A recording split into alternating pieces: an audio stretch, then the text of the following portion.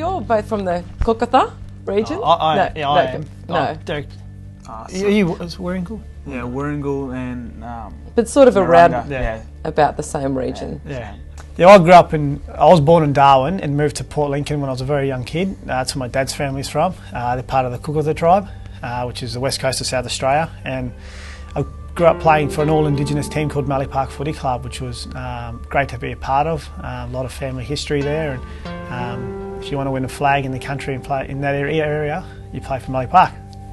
The point of difference, though, at Hawthorn's been their support and harnessing of the Indigenous playing group. How important has that been for you?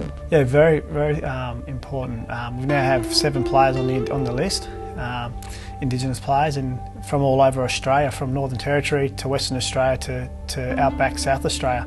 So it shows the different variety of Indigenous players we have, because we're all different and we speak different dialects of the Indigenous language, and we all come together to play footy at Hawthorn. So it just goes to show footy brings not only Indigenous players together but people from the general community together to play footy. I take my role pretty seriously as an Indigenous leader in the AFL community, being part of the Indigenous Advisory Board as well. Obviously in the Australian population, Indigenous people make up 2% of the population, and in the AFL we make up about 9 to 10% of the lists. So we're heavily represented on clubs, and I think we provide the opportunity for Indigenous people in Australia to strive to become better, and if young kids out there can have a goal to play elite footy and we can help them reach those goals, and then great. I think we all consider ourselves role models. We all need them. I had them when I was a kid, so yeah, it's very humbling to be considered a role model as well. What do you think that you're teaching others? Well, for me, footy was everything.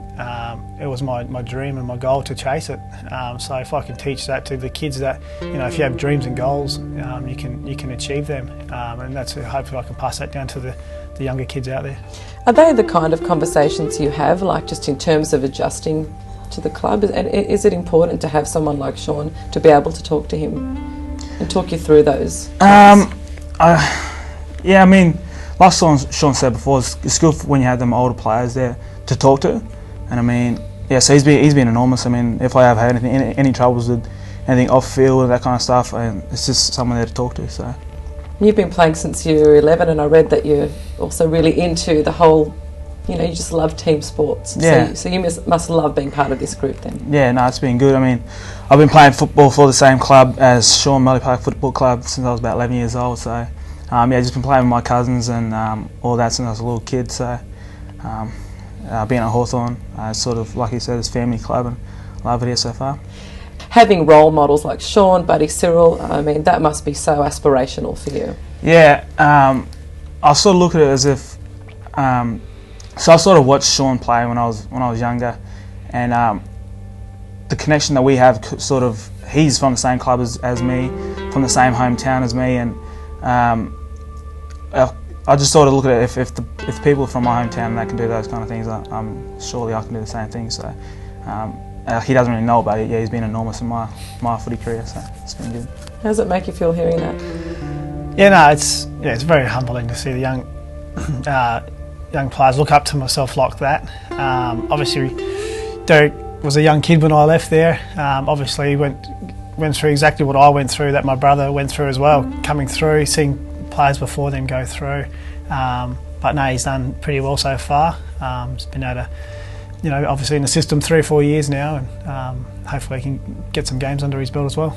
Does it make you proud that you are part of this overall recognition of Indigenous players, the fact that you're being recognised for your football skills as well? Yeah, no, I think in terms of the AFL, Indigenous players have come a long way. In terms of the last 20 years, obviously we're celebrating the Nicky Winmar statement 20 years ago, that he stood up against racism, and obviously there's a number of things that the AFL put in place now, and in terms of the last few years we've set up the advisory board, and I think that the general stereotype of Indigenous players has changed from being a forward pocket player to being players who can play in the midfield, who can captain a team. Adam Goodes and Gavin Wanganeen, and win Brownlow medals. Obviously Gavin Wanganeen and Adam Goodes to be players who are major players in the competition. So it's not just about Indigenous role models, but even having Indigenous players that are seen as leaders within the game. Yeah, they are. Obviously, the next step is probably to have an Indigenous coach out there. Obviously, there's one or two guys who are working away at the moment. Michael O'Loughlin's obviously the coach of the AIS AFL Academy. I see him as a great person to maybe take that next step and become a coach, because obviously that's probably the next transition for the AFL and clubs, is to get an Indigenous coach on board.